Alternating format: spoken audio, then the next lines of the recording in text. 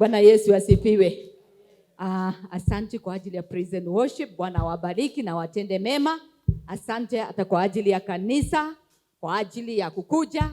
Maana shabaha ya kukuja katika nyumba ya Bwana ni kulishwa neno la Mungu, tukaweza kupata nguvu ya kuendelea katika hii safari. Maana bila Yesu hatuwezi. Bwana Yesu asifiwe. Na ni lazima tulishwe na mchungaji ambaye Mungu amemweka wakati kama huu, ili akaweza kututia nguvu katika hii safari. Bwana Yesu asifiwe. Naomba ya kwamba tukasaidiana kumpiga makofi, tukaweza kumkaribisha mchungaji, na ili akaweza kuja na ili kutulisha na neno la Mungu. Karibu mchungaji. Karibu sana. Asante sana.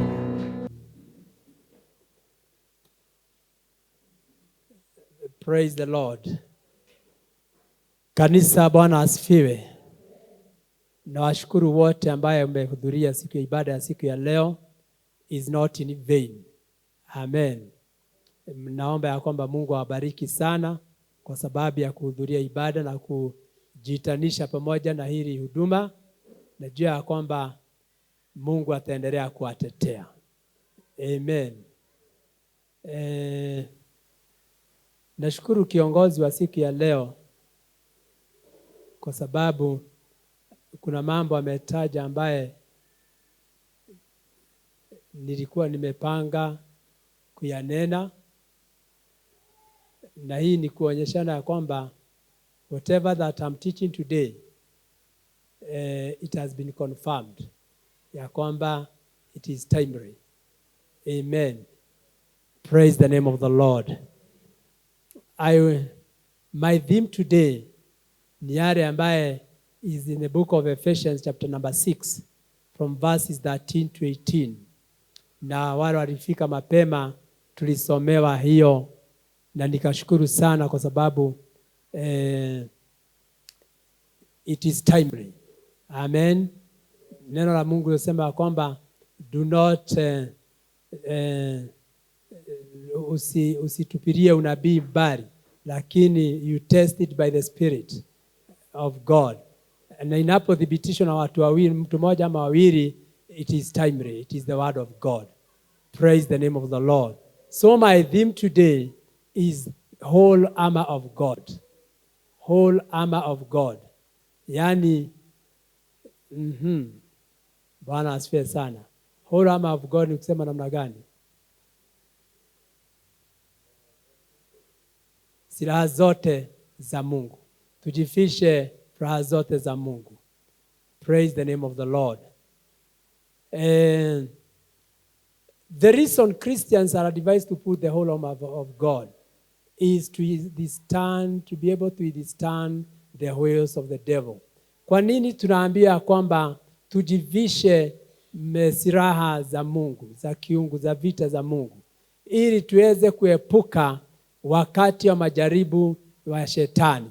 You see, the enemy we are dealing with, yule adui tunadili na yeye, has strategies. Amen. That enemy has strategies and devices and tactics. Praise the name of the Lord. Yule adui ambaye tunadili na yeye ako na strategies. Yani anajua strategy za kujifichia wewe. Na devices na tactics. Ana binu ambapo anaweza kufanya nini? Kudhuru nazo. Praise the name of the Lord. Bwana asifiwe. And if we do not put the whole armor of God, we can't withstand him in the evil day.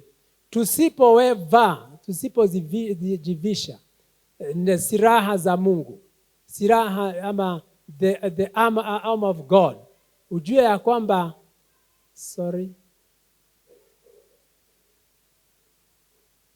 ujue ya kwamba wakati wa majaribu hatutaweza kujisimamisha. So Mkristo wote lazima ajivishe silaha za Mungu. Amen. Lazima ajivarishe silaha za Mungu. Na kama, remember people like Samson. Samson did everything but could not stand the strange flesh of a woman. Samson simnamjua katika Judges 16 verses 19. Alikuwa ni mtu sujaa sana. Aliua watu wa Filisti hata 1,000. Alimaliza, alifunganisha boya. Is it inaitwa boya? Boya 300. You can imagine mtu anaenda msituni anateka nyara, anashika maboya 300. Anazishikanisha mikia. Alafu anaziasha moto. Anaziwachilia zinaenda katika gano za adui. Amen. That's a person ambaye alikuwa na roho wa Mungu. Lakini kuna pahali ambapo hakuwa amejivisha silaha za Mungu. Amen. When verses 19 inasema namna gani? When she pressed him daily with her hands and urged him, his soul was troubled in death. Wakati Delila alipotaka kumaliza, alitumiwa na Wafilisti na adui. Alipotaka kumaliza akamwekelea katika miguu zake. Hallelujah. Angeweza kujitoa kwa sababu hakuwa amejivisha, hakuwa amevaa silaha zote za nini? Za Mungu. Amen. So kuna watu wengine wanavaa silaha hii, wanawacha hii. Praise the name of the Lord. May the Lord help us today, ili tuweze kujivisha silaha zote za kiungu. Kama Judas walked with the disciples. Si Judas alitembea na mitume, but could not withstand the love of money or the covetousness. Hallelujah. Alikuwa mmoja. If you read in the book of Matthew chapter number 26 verses 14 to 16. Matthew chapter number 26 verses 14 to 16. Inasema, then one of the 12, yani mmoja wa 12. Amen. The one called Judas Iscariot went to the chief priest and said, what are you willing to give me that I should deliver him to you? Alienda kwa sababu alikuwa na ile roho ya covetousness, the spirit of lust of money, ambaye hakuwa na alikuwa mitume. Amen. Praise the name of the Lord. They weighed him out. They weighed out for him 30 pieces of silver. From that time, he sought up an opportunity to betray him. Hii ni kumaanisha kama Judas angekuwa amejivisha silaha za vita zote. Today we are talking the full armor of God. Amen. Usiwe umejivalisha upande mmoja, umewacha zingine. Amen. The Bible talks about the full armor of God. Praise the name of the Lord. Kama itakuwa kama defense. Hebu tusome katika Ephesians 10, hata kama tulisomea kuna wengine wako wamefika. Chapter 6 verses 13. Sema, therefore put on the full armor of God, so that when the day of evil comes, you may be able to stand your ground. And after you have done everything, to stand. Neno inasema, kwa sababu hii, turudi to 13, ujivishe mavazi ya kivita ya Mungu yote, full, ni kusema the whole, yote, ili wakati wa siku ya maovu ikifika, utaweza kusimama. You shall be able to stand with your ground. Hallelujah. Kuna majaribu ambaye watu ambaye wanajaribiwa nazo. The devil anaangalia pahali ambao you are weak. Akitazama you are weak in finances, anakustrike na finance. Amen. Akiona ya kwamba you are weak with women or men, anakustrike with that. Pahali ambapo haujajikava, hallelujah, anatazamaga pale. Akijua ya kwamba, hallelujah, Bwana asifiwe sana. Akijua ya kwamba you are weak, mambo kama disco, mnajua disco? Nyinyi amuko wako wakati wa zamani kulikuwa na disco clubs. Sijui kama siku hizi ziko. Amen. Na unakuta mtu pengine ameokoka, lakini akipitia pahali ambapo pana hiyo disco, unaona anaanza kufanya jambo kidogo. Ama anaanza kuimba ile wimbo. Kwa sababu he's weak in that. So, when you put full armor of God, you shall be covered wholly. You shall be able to withstand the days of evil. You shall be able to stand your ground. And after you have done everything, to stand. Verses 14. Verses 14 says, stand firm, usimame imara, with the belt of truth buckled around your waist, with the breastplate of righteousness in praise. Verses 15. And with your feet fitted with the readiness that comes from the gospel of peace. 16. In addition to all this, take up the shield of faith, with which you can extinguish all the flaming arrows of the evil one. So lazima uchukue, in addition, go back to 16, the shield, ngao ya imani. Yote itakuja, utaweza kuizimisha. Praise the name of the Lord. Let me say something. All these armors needs to be understood and appropriated or applied in our spirit. Hizi armors zote ambaye tumesoma na utasoma hadi 18, inahitaji kila mmoja awe amezivaa. Amen. All of them. And these are, let me repeat it for you one time. Number one is the belt of truth. The belt of truth. Mshipi wa nini? Wa ukweli. I'll then explain later. That's number one. The breastplate of righteousness. Amen.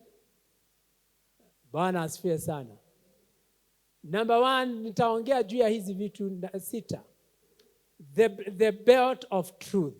Mshipi ya ukweli. Amen. Number 2, the breast of righteousness. The breastplate of righteousness. Are we together, church? Number 3, the shoes of the preparation of the gospel of peace. The shoes of the preparation of the gospel of peace.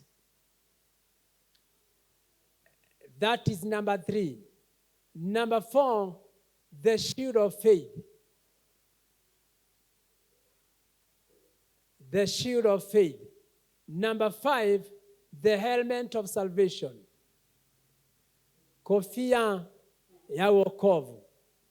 The sword of the Spirit, number 6.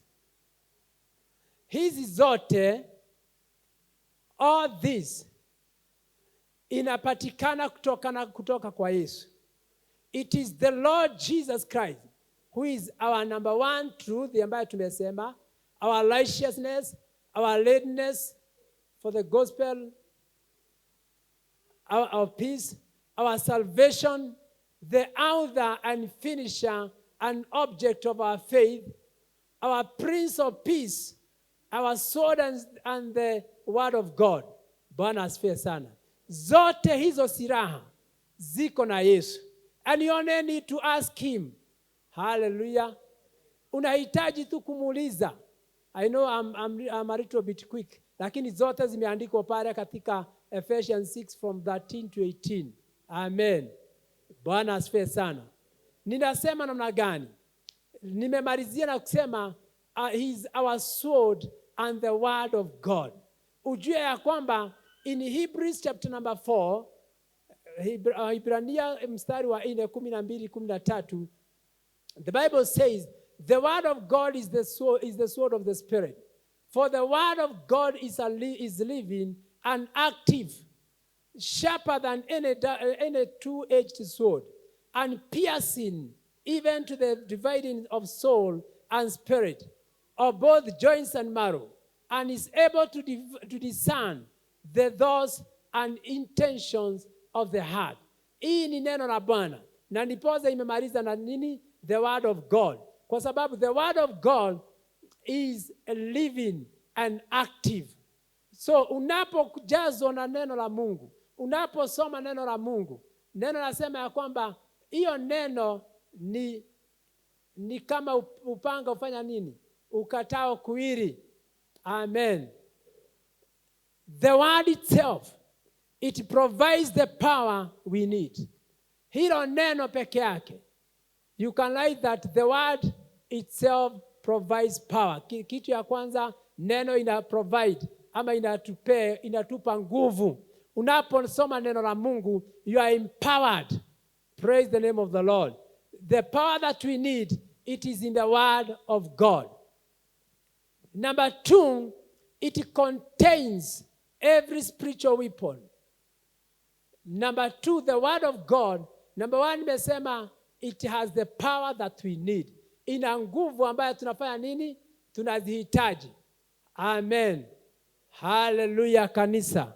Ukihitaji nguvu za Bwana, soma neno la Mungu. Ukihitaji ukombozi, the word has every kind of power that you need. Ukihitaji ukombozi, ukihitaji uponyaji, it has the power to deliver you. Praise the name of the Lord. Number 2, it contains every spiritual weapon. Ina kila nguvu ama contain kila silaha za vita. Next time I'll prepare a message about the weapons of warfare. Amen.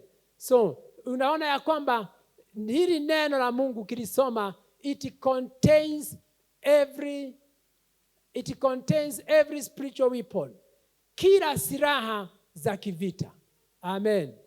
When I'm there, I can quote 2 Corinthians chapter number 10 and verses number 3, 4, 5. 2 Corinthians chapter number 10 and verses number 3, 4, 5.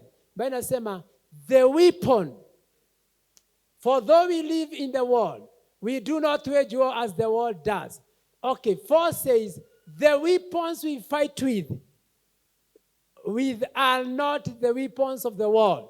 Na ujue ya kwamba nimesema, hili neno la Mungu lina every types of weapon, spiritual weapon ambayo tunahitaji. Kwa hivyo ni neno la Mungu ambayo utaweza kujipigania naye. So the weapons we fight with, amen, hallelujah, are not weapons of the world. Sio silaha kama za hapa duniani. Sio silaha za duniani ni ya kwamba ukitukana na mtu fulani unayo unamrudishia unamtukana. Hapana, kuna silaha ambazo zetu ni divine. So the Bible says the weapons of this world, on the contrary, they have divine power to demolish strongholds. Hizi silaha tuko nazo. Na ujue ya kwamba nimekuambia ni silaha inatoka katika neno la Bwana. Amen. Just equip yourself with the word of God. Hallelujah. Unapoji-equip na neno la Bwana, utaona ya kwamba, na ujue mara mingi shetani upigana sana na watu ya Mungu kusoma neno, hata kuelewa. Unaweza kuta ya kwamba tumesoma, tumeelewa, tumebarikiwa, lakini ukitoka pale nje unaulizwa mlikuwa mnasoma somo gani? Nasema tumebarikiwa, lakini haujui mlisoma wapi. May the Lord impact you the photographic mind ya kurecite the word of God na kushika neno la Bwana na kulifanyisha kazi. You just not be only listeners, you be also doers of the word. Praise the name of the Lord. Verses number 4. They have divine power. 4b. They have divine power to demolish strongholds. Hii weapons silaha tuko nazo zina divine power. Hii ni kusema ya kwamba divine, kusema ya kwamba ina nguvu za kiungu ambaye inakusaidia. Hallelujah. Praise the name of the Lord. It has divine powers to demolish strongholds. Unajua strongholds ni kitu ambaye imekolea. Kitu ambaye unaona ya kwamba pengine ilitoka na majadi, ikaja na mababa, ikaja na wewe. Yani a stronghold ya jambo fulani ambaye imekolea. You just need the weapon of God.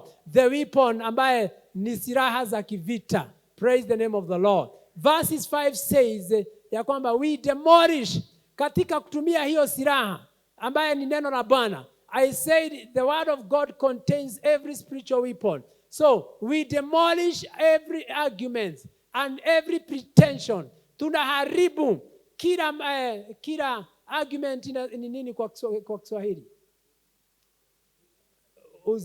Ubishi. Kila ubishi. Amen. Tunaharibu na hilo neno la Bwana. Anytime unakuwa katika majaribu, anytime unakuwa katika mambo mazito, use the word of God. Unapoomba na neno la Bwana. And that's the reason here in this church we have a doctrine ya kusema ya kwamba tunapoomba we are led by the word of God. Amen. Tunaongozwa na neno la Bwana na tunaomba na hilo neno. Amen. Praise the name of the Lord. So, that sets itself up against the knowledge of God. So, tuna demolish every argument and pretension ambayo inajiweka kinyume cha mawazo ya Mungu. And we take captive. Hallelujah. So you have the authority. Wewe una nguvu na una mamlaka ya kushika nyara. Si captive ni nyara. Ya kushika nyara. Kila nini? Mawazo. Every thought to make it obedient to Christ. Una mamlaka ya kushika nyara na kuleta mawazo zote na iobey ama itii neno la Bwana, itii Kristo. Praise the name of the Lord. So I said the word of God provides all the power that we need. That was number 1. And number 2, it contains every spiritual weapon. And number 3, speak the word in faith and it becomes ours. Unaponena neno la Bwana kwa imani. Amen. Unapolinena hili neno kwa imani. Na ujue ya kwamba one of the arm of God is the object of our faith, is faith. So unaponena hili neno kwa imani, it becomes yours. Amen. Unaponenea, unasikia pengine mwili haiendi vizuri. Unasikia kwamba jamii haiendi vizuri. Inenee kwa imani, but you speak the word of God. Hallelujah. When you speak the word of God and have faith in that word, it becomes yours.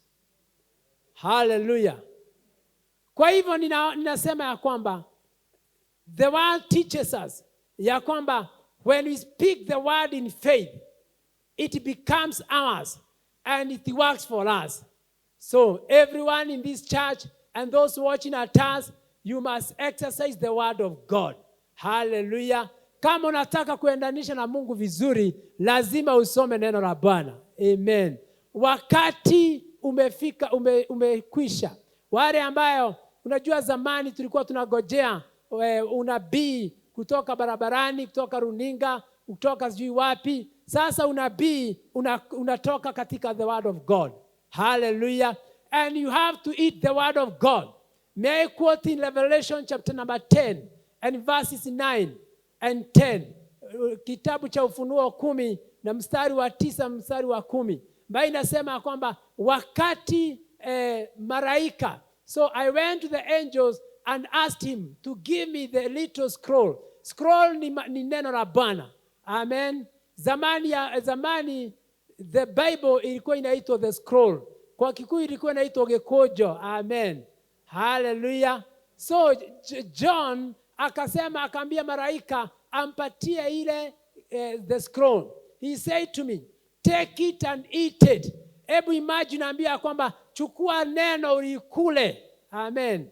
Take it and eat it and it will turn your stomach sour, but in your mouth it will be as sweet as honey. Unapokula hili neno la Bwana, unapolikula neno nasema kwamba katika urimi wako itakuwa kama nini?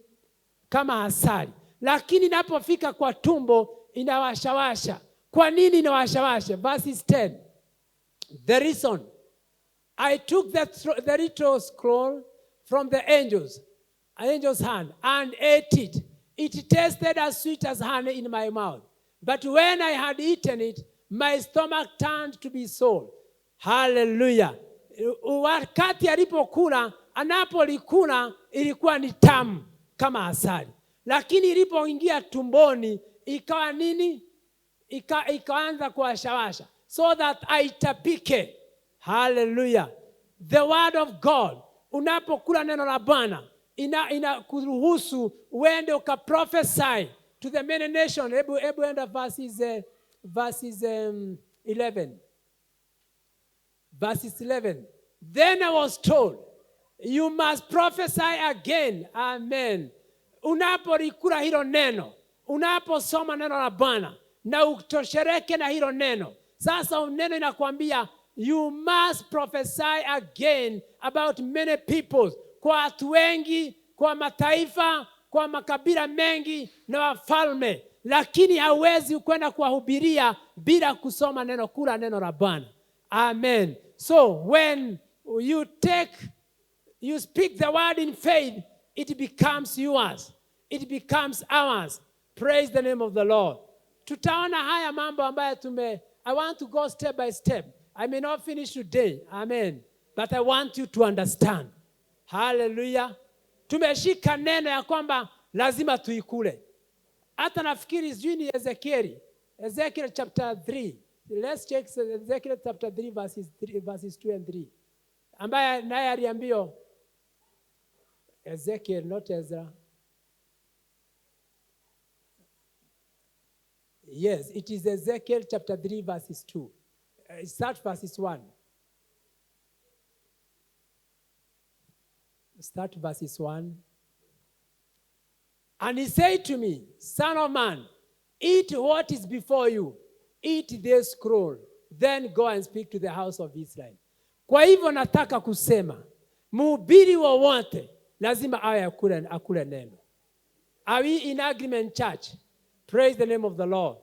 Kama Kristo wowote lazima, tumeona the Old Testament na tumeona the New Testament. Amen. Ya kwamba zote wanaambiwa kula hilo neno. Nimwambia the scroll is the word of God. Amen. Na sasa huyu Ezekiel aliambiwa ili akanenea wana Israeli lazima kwanza akule the scroll, lakini lazima akule neno. And verses 2 says, so I opened my mouth. Alifungua mdomo wake. Mchana wa leo naomba ya kwamba fungua mdomo wa roho yako. Amen. Umeze hii the scroll, the word of God. Iwe inafanya kazi maishani mwako. Inafanya kazi nyumbani kwako, inafanya kazi katika biashara zako, inafanya kazi wakati unapotembea, unapolala, inafanya kazi. Praise the name of the Lord. Huyu Ezekiel alifungua mdomo, akasema namna gani? He opened his mouth and gave me the scroll to eat. And then he said to me, Son of man, eat this scroll I'm giving you, and fill your stomach with it. So I ate it, and it tasted as sweet as honey in my mouth. Praise the name of the Lord. Tumeona hata hii, bado walipokula, it tastes kama sweet and honey. So the word of God tastes sweet and honey katika mdomo zetu. Lakini sio mdomo tu ya kawaida, hata mdomo ya kiroho. Ina taste the sweet and honey. It is good to eat the word of God, brethren. Amen. Hallelujah. Na nipoza hata wakati tunaombea chai na kombe uje hapa, nasikia tunaomba kwamba Mungu umetulisha neno lako. Si tunakuwa tumekula hilo neno. Sasa tunataka kula ya tumbo. Amen. Lakini unapokula hili neno, sijui kama the whole week unaenda ukihubiri, ukieneza hili neno. Amen. Kwa sababu lazima ikuashawashe. And na ujue ya kwamba sio lazima upate nafasi kama kanisani kusimama kwa madhabahu. But you can preach the word at home. You can preach the word to your neighbor. You can even, pengine hata jirani yako hajaokoka na mnatembeaga na yeye. Amen. Ni vizuri kumwambia siku ya leo tulihubirio tukule neno. Amen. Na hili neno sasa nakutapikia. I'm speaking it to you kwa sababu inaniwashawasha. Naomba ya kwamba kila mmoja ambaye ananisikiza, hili neno ianze kuwashawasha ndani ya tumbo yake. Anapoenda, so that we may become many preachers in this church. Praise the name of the Lord. So that we may become, hata watoto wetu tuwahubiria kwa sababu neno inawashawasha. Number 1, neno inasema katika Ephesians, guard your ways with the truth. Guard your ways with the truth. Bwana asifiwe. Are you with me? Tunaona zile 6 ambaye nimesema Nimesema ya kwamba tutazitazama kidogo alafu we pray. Amen. Guard your ways with the truth. So, ukweli unahitajika. There is a belt to hold your character together. There is a belt to hold your character together. Ukisikia kwamba tujifishe mchipi ya ukweli. Amen. Do you know, kuna watu ambao wameokoka, hata wamejazwa na Roho, hata wanatabiri vizuri sana, lakini ulimi wao hauna ukweli. They speak 70% true, 30% lies. Amen. Ndio tunaambia ya kwamba you guard or you belt up. You put the belt of what? Of truth. Weke mshipi wa ukweli katika nini? Kiuno chako. Hallelujah. There is a belt to hold your character. Character ni kusema namna gani? Unajua kuna watu hata ni wasomi sana. I remember one time I went to Meru for a conference, and as I was preaching, mtu mmoja kuliokoka. I remember kuliokoka watu zaidi ya 90, and one of them was a professor, was a lecturer in one of the university. And I remember alikuja akiwa mlevi shakara, na alikuwa amevaa vitu ambayo unawezi mfananisha na ile standard ambayo yako naye. Amen. Unaweza kuwa umesoma, but without character you are nobody. Praise the name of the Lord. But what I prayed for that man, I remember I selected that man out of the many, and I prayed for his character. Hata sikujua ya kwamba ni msomi, ni mtu ni professor. Hallelujah. Bwana asifiwe sana. So you have to belt yourself with the truth. Na truth ni character. Amen. Hallelujah. Are we together, church? So truth gives balance to man's character that you don't fall. Truth gives balance to man's character that you don't fall. Ukweli unaleta balance, ama unaletea mtu balance. Hallelujah. You know character. Kuna watu ambaye ni wamekomaa katika miaka. Hallelujah, kanisa Bwana asifiwe. Wamekomaa. Ukimuona ya kwamba mwili wake ni mtu ambaye amekomaa, but the character hailingani na vile anakaa. So my prayer today ni ya kwamba let us be born again and be filled with the spirit of good character. Amen. The truth, ukweli wa mambo. Tujifunge mshipi wa nini? Wa ukweli. Praise the name of the Lord. Speaks of the word of God. Ukweli unaongea neno la Bwana. Truth speaks the word of God. Amen. Are we going together? In the book of Jeremiah chapter 5 verses 1. Jeremiah chapter 5 verses 1. Inaongea juu ya ukweli. It says, go up and down the streets of Jerusalem.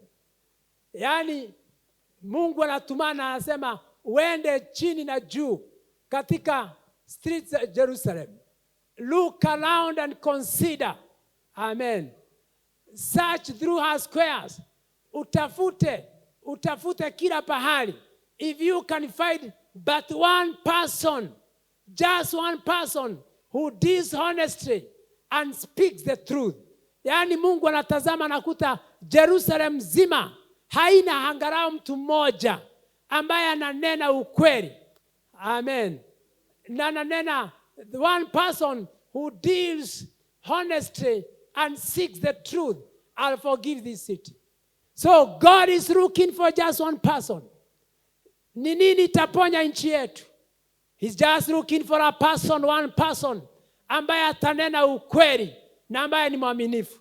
The person who is honest, a person who speaks true, God shall forgive the city. God shall forgive the country. Hallelujah. Bwana asifiwe sana. Kwa hivyo tusitafute umati wa watu. Tusitafute ati makuhani wakuu sana, my evangelists, my bishop, my apostles, watu ambao wana majina makubwa. God is looking just for one person. And that person, may it be you today.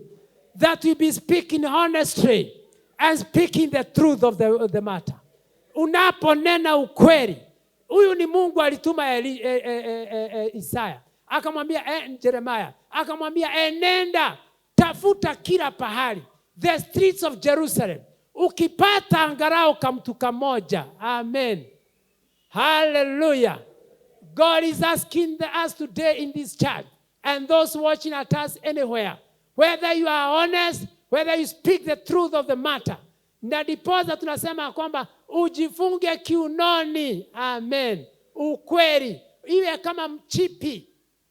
Najua mchipi, especially for men, sometimes you wear oversized trousers. Unapovaa oversized trousers, usipoweka mchipi sitaanguka. So ndiposa Paul alitumia mchipi. Akasema ujifunge mchipi kiunoni. Yani ukweli hautaanguka. Onogerifa lifatia. Mchipi ya ukweli haitafanya nini? Haitaanguka. Tumekuwa tukiuliza sana. Nchi yetu kwani lilogwa na nani? Amen.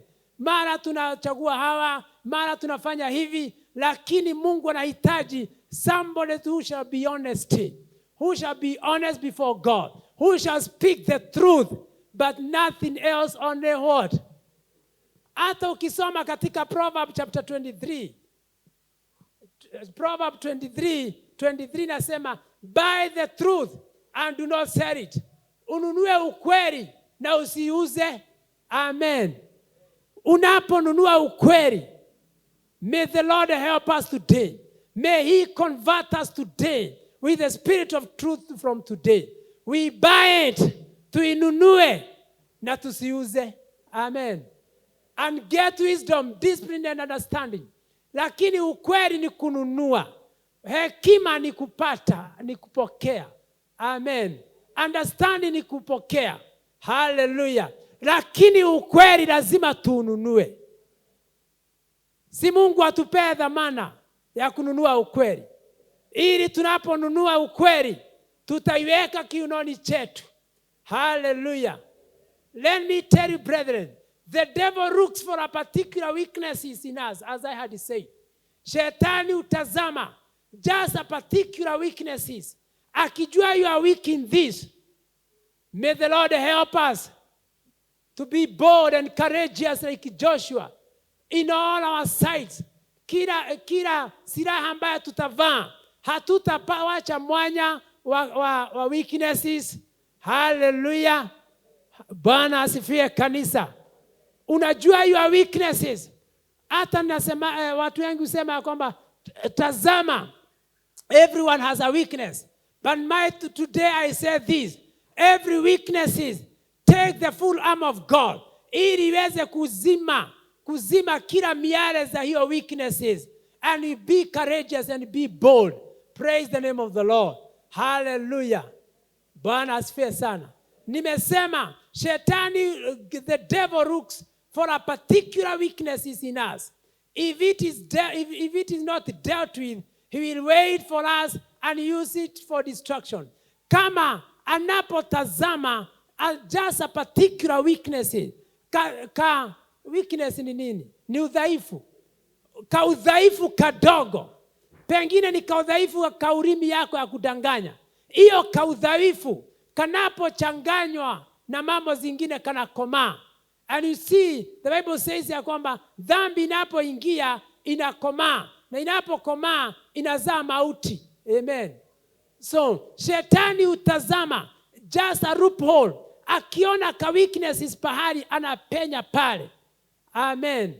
May the Lord help us. Tujivarishe silaha za vita, the full armor of God. Praise the name of the Lord. Do you remember men like people like David? David ambaye ni mfalme. Biblia inasema Mungu akasema nimeona mtu ambaye ni wa roho yangu. Hebu imagine hata kama alikuwa ni mtu ya roho ya Mungu. The Bible says he had a weaknesses. Alikuwa na weakness ya lust or immorality. Remember in 2 Samuel chapter number 11 and verses 2 about Bathsheba. Simnakumbuka Bathsheba? Alipokuwa akitembea katika orofa juu, akaona Bathsheba kwa sababu alikuwa na that weakness. Hallelujah. Bwana asifiwe kanisa.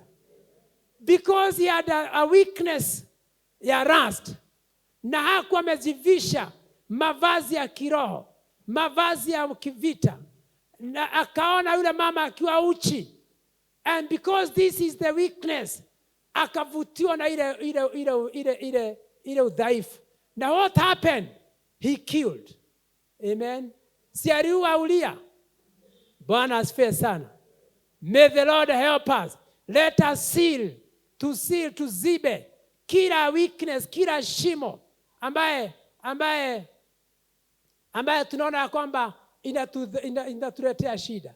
And remember when David was dying, na sijui kama mnajua, wakati Daudi alipokuwa nakufa, Biblia inasema that weakness ilimfuata hadi mauti. If you read in the book of 1 King chapter 1 and verses 1 and 2, Wafalme wa kwanza chapter 1 and verses 1 and 2, inasema hivi: when David was old and well advanced in years, alipokuwa mzee na alipokuwa ameadvance katika miaka, he could not keep warm even when they put covers on him. That is a weakness. So his servant said to him, ebu sikiza. Watumishi wake wakasema, let us look for a young virgin to attend the king and take care of him. She can lie beside him so that our Lord the king may keep warm. Because they knew that David has this weakness.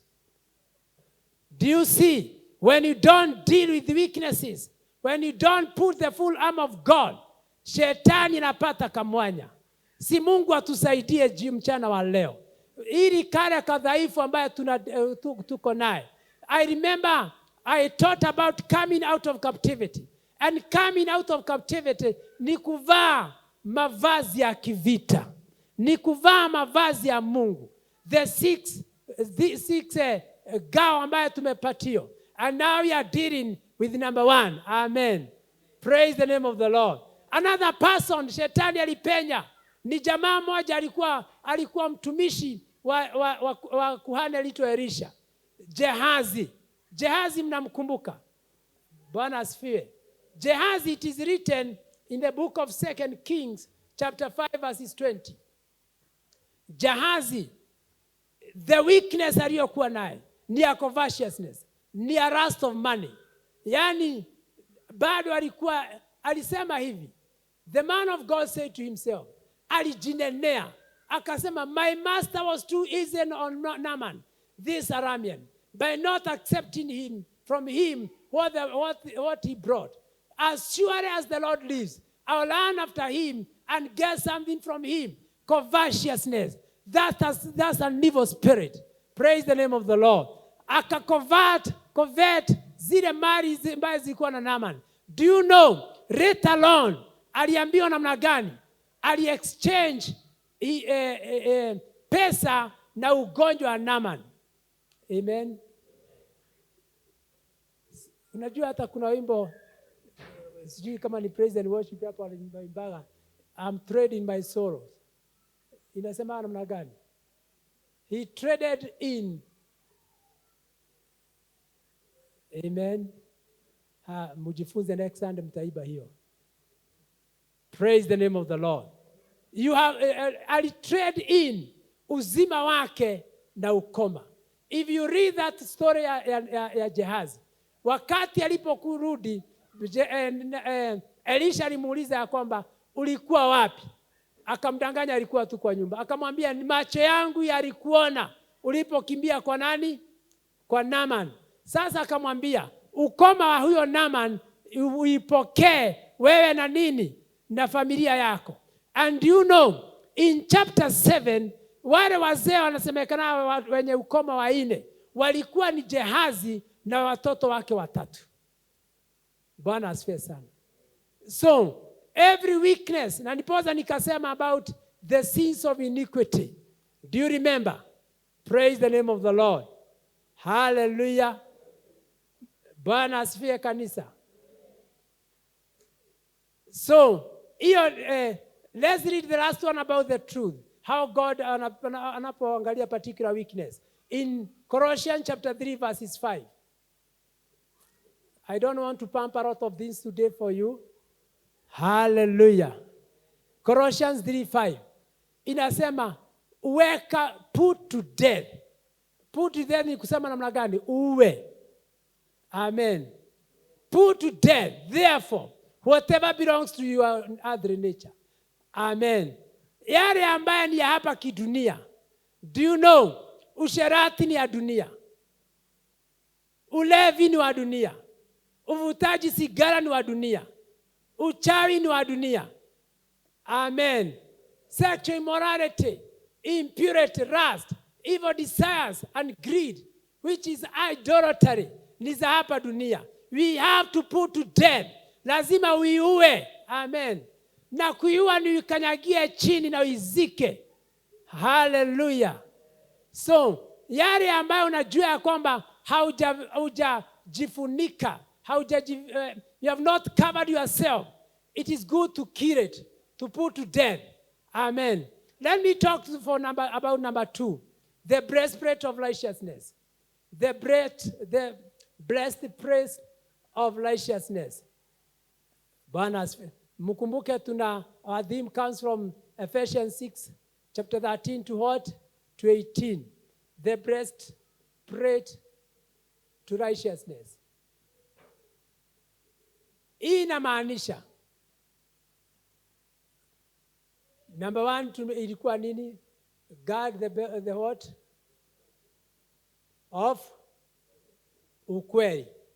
Number 2, unajua tumekuwa tukisoma neno we just read it. Lakini tusome na tulielewe. I know everyone here is conversant na hili neno katika Ephesians 6 chapter 6 verse 13 go downwards, isn't it? Lakini leo tunataka tuichambue kidogo na tuone kila silaha. Sisi tumeona silaha ya ukweli vile inahitajika. Unahitaji silaha ya ukweli. May the Lord give you that. May the Lord give you that belt of truth. That whenever you speak your words, 100% shall be truth and nothing else but the truth. Praise the name of the Lord. Na tumesikia kwamba hata unaponena ukweli, Mungu atakufanya kuwa mwaminifu na nchi atabariki nchi. Si ndio tumeona Jeremiah 5 verses 1. Ya kwamba Mungu akaambia Jeremiah, tafuta mtu mmoja in the entire Jerusalem, the entire streets, uangalau mtu mmoja ambaye anaongea ukweli na ambaye ni honest. May the Lord help us that we be honest in our businesses. We be honest in our giving our tithe. Be honest in our giving to the work of God. Hallelujah. Hata ukuwe honest katika kazi yako. Unajua unapokuwa you are not honest with yourself, wengine hata wanajibaga biashara zao. There is no amen. Bwana asifiwe sana. Unakuta ya kwamba unajiba kwa sababu ulizoea kunena uongo. Si Mungu atukomboe hii sana. Na anapotukomboa akomboe nchi yetu. We are praying for the whole of the next week. Na tutakuwa tukiombea sana kwa sababu ya nchi yetu. Ya kwamba Mungu alete mtu ambaye ni honest na mtu ambaye anaongea ukweli. Sio mtu atasema kwamba nawaletea rami ya ghorofa na hataleta. Amen. Praise the name of the Lord. Ili ukweli ukue ndani yao. So number 2 is the breastplate of righteousness. Na hiyo breastplate of righteousness has to do with the heart. Hiyo it has to do with the heart. Hallelujah. The heart is delicate. Praise. When a bullet touches the heart, result is instant death. With the heart, man believes unto righteousness.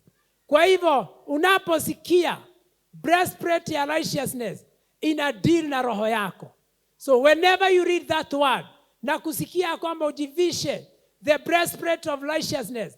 Ujue ya kwamba God wants to deal with your own heart. Praise the name of the Lord. Hallelujah. The heart is the strongest place in a man. Yaani roho ndio kiungo ambaye ni kikubwa zaidi. Roho ikisimama mtu anakufa. Bullet ikikushika, na nipozo naambiwa kwamba weka shield ama breastplate ya nini? Ya righteousness, so that izuilie roho. Amen. Hallelujah. In Proverbs chapter 4 verses 23. Proverbs chapter 4 verses 23 inasema hivi: keep your heart with diligence, for out of it is the wellspring of life. So you keep your heart with diligence. And I repeat again, the breastplate of righteousness has to do with the heart. And that's why I'm saying, the Bible says in Proverbs 4:23, keep your heart with diligence, for out of it, ndani yake, kuna chipuka maji ya uzima. Amen. Hallelujah. And this one, in Jeremiah chapter 17 verses 10, tunatazama yale silaha sita ambaye Mungu amenena juu yake. Jeremiah chapter 17 verses 9 to 10 inasema, it talks about the heart things. Kwa Kiswahili inasema roho ni mdanganyifu. Amen. Na hii tunasema breastplate of righteousness, tumesema it talks about the heart. Na sasa Mungu anasema roho ni mdanganyifu. The heart is deceitful above all things, beyond cure. Who can understand it? Ni nani anaweza elewa roho ya mtu? Verses 10 nasema, I the Lord search them heart and examine the mind. Yani Mungu mwenyewe ndiye anashughulika na roho na ana-examine the mind. Hallelujah. To reward a man according to his conduct. Kwa hivyo unapozingatia utakatifu, Mungu anatazama na kuchunguza roho. Na unapozingatia hayo, anapochunguza roho yako, anafanya nini? Ana reward according to your conduct, according to what your deed deserve. Whatever you deserve. Unajua, unapotenda maovu, you deserve punishment. Amen. Unapotenda mazuri na mazuri, you deserve reward. Amen. A good reward. So, praise the name of the Lord.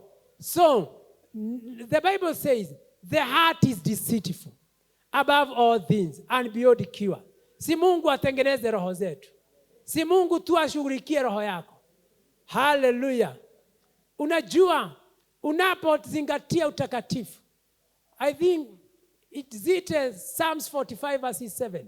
Ambayo inasema, utakapozingatia, kwa sababu umezingatia utakatifu, naye Mungu, yes, because you love righteousness. That's Psalms 45 verses 7. And hate wickedness. Kwa sababu umependa utakatifu na umedharau udhalimu. Kwa hivyo Mungu ambaye ni Mungu wako has set you above your companion. See, may God set you above your companion.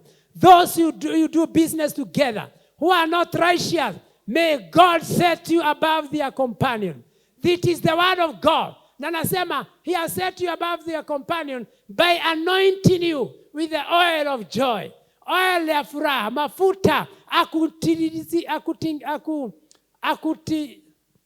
akumwagirie mafuta ya furaha. Na zaidi ya hayo, akuweke juu ya watu ambao mnatembea na wao, watu ambao mnafanya biashara na wao, watu ambao mnaabudu pamoja, ambao wazingatii the breastplate of righteousness. Praise the name of the Lord. Hallelujah. May the Lord anoint us today.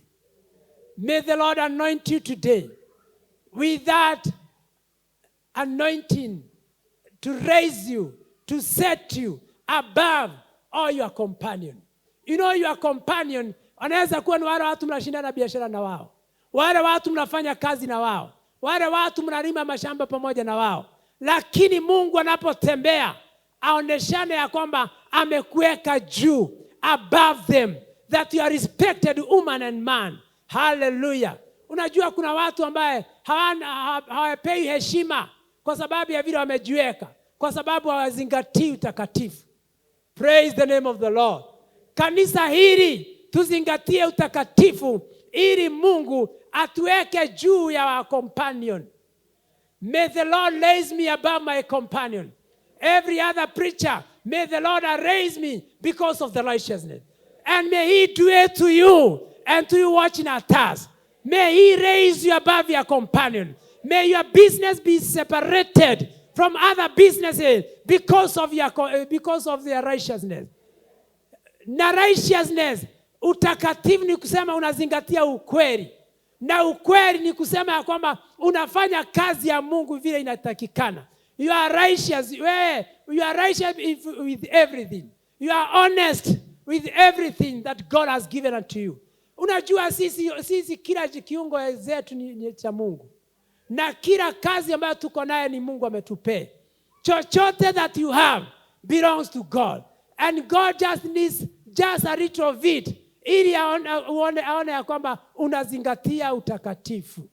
Hallelujah. Bwana asifiwe sana. In our company, let's read in the book of the 1 Thessalonians, chapter number 5, and verses 8 to 11. Praise the name of the Lord.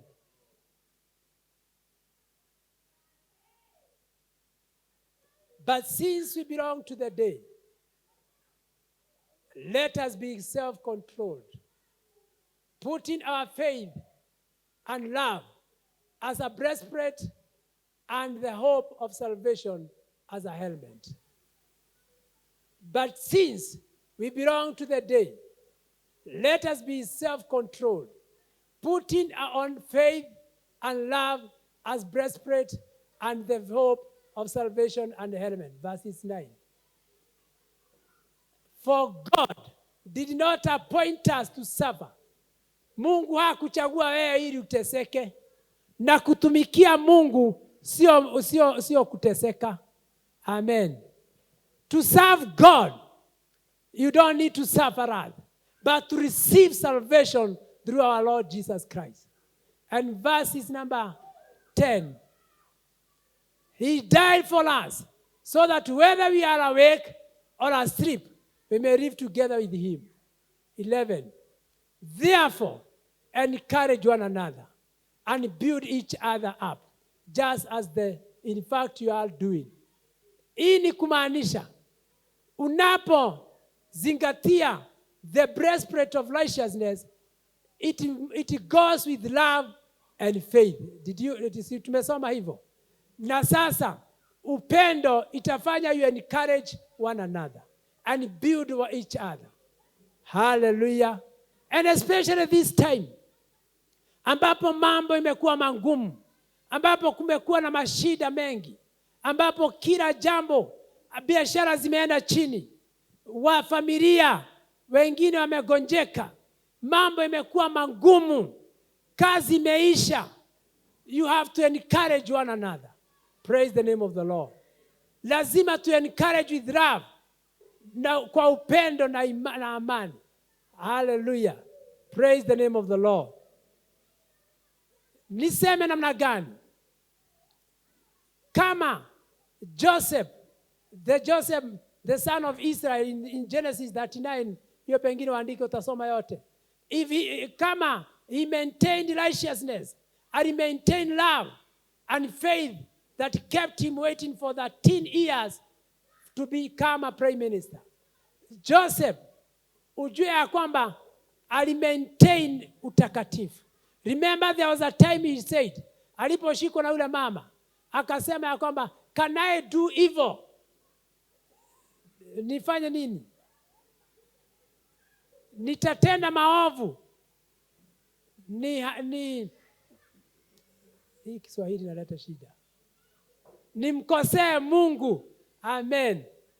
And he was alone in the house. There were just two there in the house. Lakini ile utakatifu, that breastplate of righteousness, aliyekuwa amevaa, ilimkumbusha, roho ikamkumbuka ya kwamba hawezi tenda dhambi amkosee Mungu. Amen. Bwana asifiwe sana. May you be born again even in times of when you are alone, wakati ambapo uko peke yako, wakati ambapo unafikiria kwamba watu ambao mnasoma na wao, pastor wako, washirika pamoja na wao hawakuoni. Uzingatie utakatifu hata wakati kama huo. Joseph had a chance to do evil. Amen. Nasema ya kwamba Mungu anaelewa.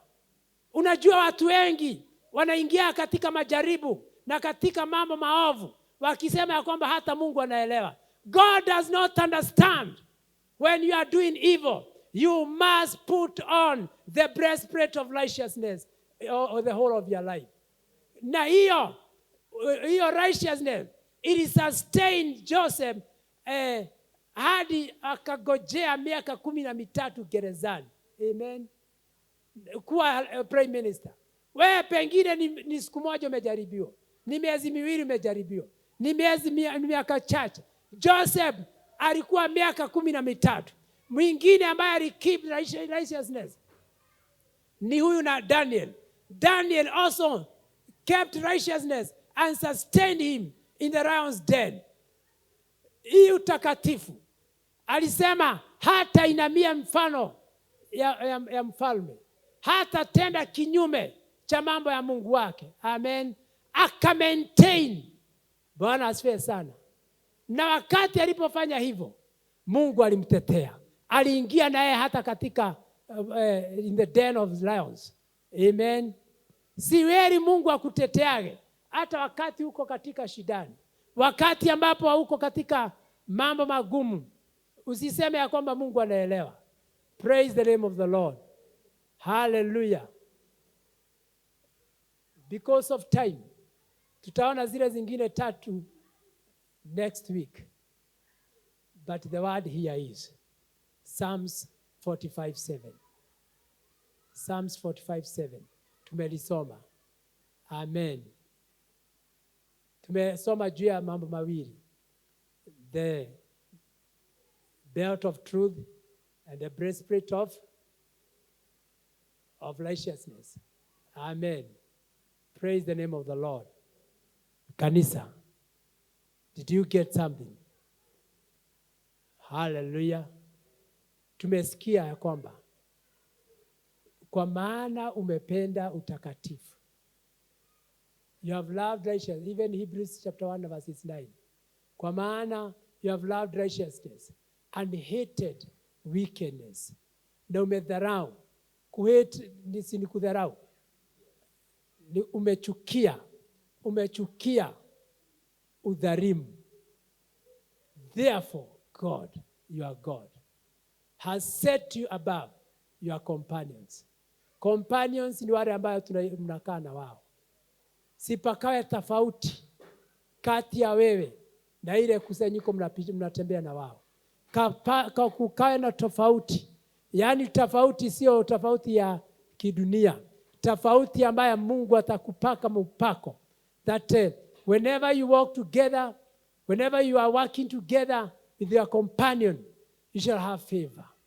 Mungu akupee favor kwa sababu ya kudharau udhalimu. Kwa sababu ya kuchukia udhalimu na kupenda utakatifu. And then the Bible says, amekuinua by anointing you. Praise the name of the Lord. By anointing you with the oil of joy. Si tupate the oil of joy today. Tupate upako wa furaha. Hata wakati ambapo unasikia kwamba mambo yameremea. Hata wakati ambapo kwa boma yako ya boma ya ng'ombe hakuna ng'ombe, hakuna buzi, hakuna kuku, but furaha iwe ndani yako. Praise the name of the Lord. Situsimame kwa miguu zetu.